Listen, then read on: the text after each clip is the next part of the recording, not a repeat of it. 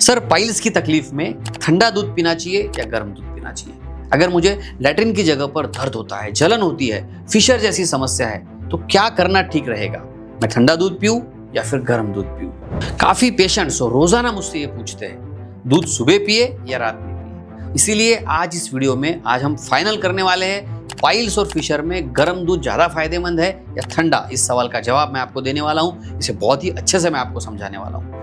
नमस्कार, मैं डॉक्टर शीतल टोंगसे आपका बहुत बहुत स्वागत करता हूं डॉक्टर टोंगसे होम्योपैथी में। आगे बढ़े इससे पहले छोटा सा काम, इस चैनल को सब्सक्राइब जरूर कीजिए, आपके बहुत काम की वीडियोस हैं। देखिए, हम पिछले कई सालों से पाइल्स, फिशर या डाइजेशन से रिलेटेड समस्याओं का इलाज कर रहे हैं, बिना ऑपरेशन भी लोगों को ठीक कर रहे हैं। होम्योपैथी से बीमारियां बिना ऑपरेशन पूरी तरह से ठीक हो सकती है, वो भी विदाउट साइड इफेक्ट। अगर आप भी घर बैठे ट्रीटमेंट चाहते हैं तो हमें व्हाट्सएप कीजिए या फिर कॉल भी कर सकते हैं, नंबर मैंने नीचे दिया है। तो चलिए मेरे साथ, सबसे पहले हम जानते हैं दूध गर्म पीना चाहिए या ठंडा। तो सबसे पहले बात करते हैं गर्म दूध की। गर्म दूध शरीर को रिलैक्स करता है। ध्यान से समझिए, जब आप गर्म दूध लेते हैं तो क्या करता है? शरीर को रिलैक्स करता है, पेट को आपके सुकून देता है और आपके डाइजेशन को, आपके पाचन को भी ये सुधारता है। रात में सोने से पहले अगर आप एक ग्लास गर्म या हल्का गुनगुना दूध पीते हैं, बिना मलाई वाला, ये बहुत इंपॉर्टेंट है, उसमें से मलाई निकाल लीजिए।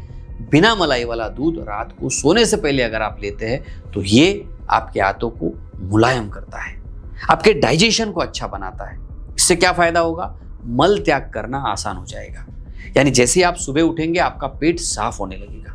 याद रखिए, पाइल्स, फिशर, फिस्टुला जैसी तकलीफ में सबसे बड़ा जो कारण होता है वो होता है कब्ज, यानी कि कंस्टिपेशन, कठोर मल। जब आपका पेट साफ नहीं होता है तो लैट्रिन की जगह पर प्रेशर आ जाता है। ये देखिए, इस तरह से हमारी लैट्रिन की जगह होती है, यहाँ पर आता है प्रेशर। हार्ड मल जब होता है तो यहाँ की जो नसें होती है वो फूटने लगती है। जब अंदर की नस फूट जाती है, जिसे हम इंटरनल हिमोरॉइड्स कहते हैं, अंदरूनी बवासीर, तो बहुत ज्यादा खून निकल सकता है, पिचकारी जैसा खून निकल सकता है। ये नसें बाहर की तरफ आ सकती है, इसे हम कहते हैं एक्सटर्नल हिमोरॉइड्स। कभी कभी लैट्रिन की जगह पर क्रैक हो जाता है, इसे हम कहते हैं फिशर।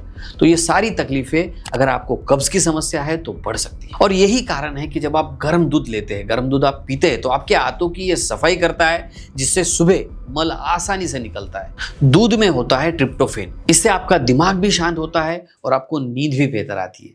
क्योंकि जब आपका शरीर आराम लेता है, आपके शरीर को जब आराम मिलता है तो घाव भी जल्दी भरने लगता है, यानी फिशर की समस्या भी जल्दी ठीक होने लगती है।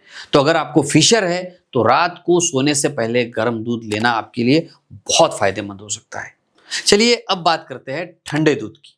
देखिए, ठंडा दूध अपने आप में नेचुरल एंटासिड है। एंटासिड यानी कि एसिडिटी को कम करने वाला एजेंट।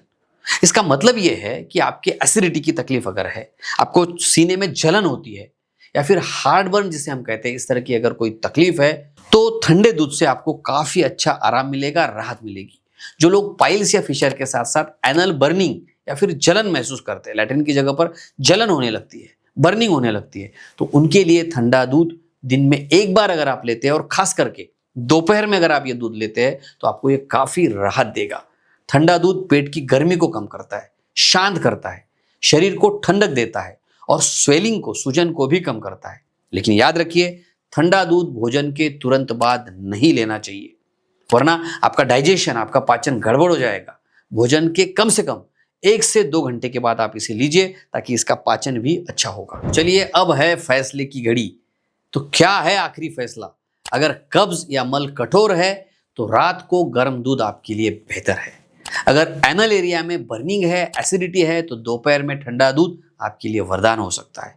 और एक बात याद रखिए, अगर आप हार्ट के पेशेंट हैं तो फैट कंट्रोल करना बहुत जरूरी है और इसीलिए दूध हमेशा डबल टोन्ड आपने लेना चाहिए, यानी बिना मलाई वाला दूध ही आपने लेना चाहिए, जो आपके लिए सेफ रहेगा। चलिए जानते हैं कुछ सावधानियों के बारे में। अगर दूध पीने के बाद आपका पेट फूल जाता है, गैस बनने लगता है, दस्त हो जाता है, तो आपको लैक्टोज इंटॉलरेंस की समस्या हो सकती है, उसी का ये संकेत है। ऐसे लोगों को दूध से परहेज करना चाहिए, अपने डॉक्टर से सलाह लेनी चाहिए। तो दोस्तों, अब आप पूरी तरह से समझ गए होंगे कि पाइल्स और फिशर में गर्म दूध और ठंडा दूध दोनों ही अपने अपने फायदे हैं, अपने अपने नुकसान हैं। बस समय, मात्रा और स्थिति के हिसाब से ही आपने चुनना चाहिए। अगर ये वीडियो आपको काम का लगता है तो अपने दोस्तों के साथ, अपने परिवारजनों के साथ इसे शेयर जरूर कीजिए।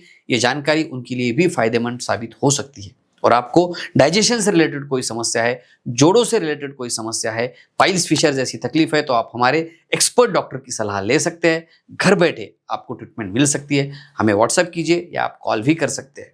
तो हंसते रहिए, मुस्कुराते रहिए, अपना और अपने परिवार का बहुत बहुत ख्याल रखिए। धन्यवाद।